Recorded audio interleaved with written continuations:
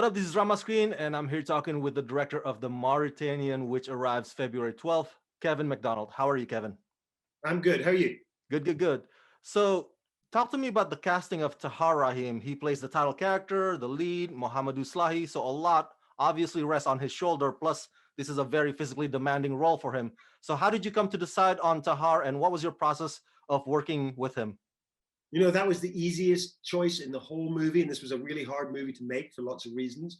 But I knew Tahar Rahim. We'd made a film together 10 years ago called The Eagle, when he didn't really speak any English at all. He lives in France. He's of Algerian descent, and he came to Britain to play an ancient Gaelic prince in a movie I did called The Eagle with Channing Tatum in it. It's a Roman movie, and all his lines were in ancient Gaelic. He had to learn them phonetically, so he could do that even though he didn't speak English.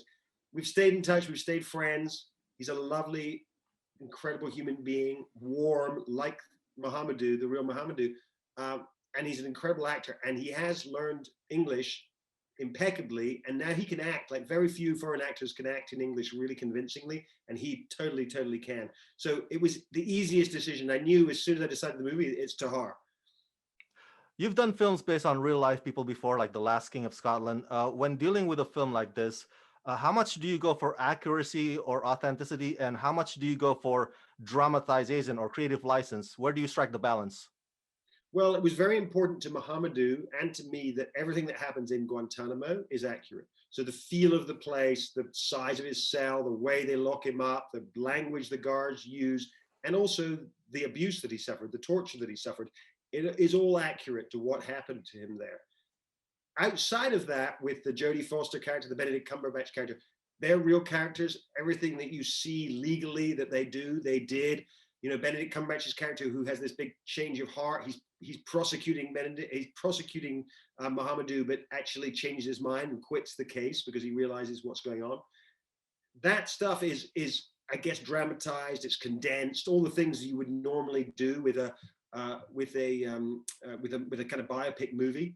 But overall, this movie is very truthful, and it's not just the participants who we've listened to, it's also the American government and documents provided under Freedom of Information in order to really pin this down.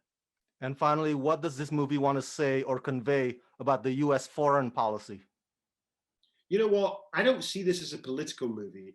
And it's not my place as a foreigner, as a Brit, to say anything about the American foreign policy, really. I think what it does say is the rule of law is vitally important wherever we are in the world. And without the rule of law, without giving people due process, not imprisoning them without charge, then if you don't obey those rules, you end up with nightmare situations like Guantanamo.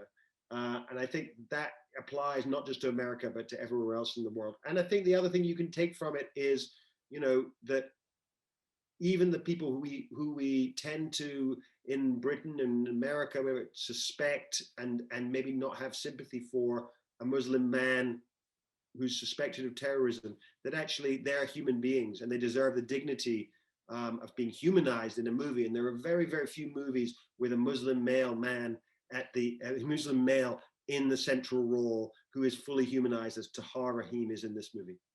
Kevin Macdonald, thank you for talking to me, and congratulations. Thank you very much. Nice to chat.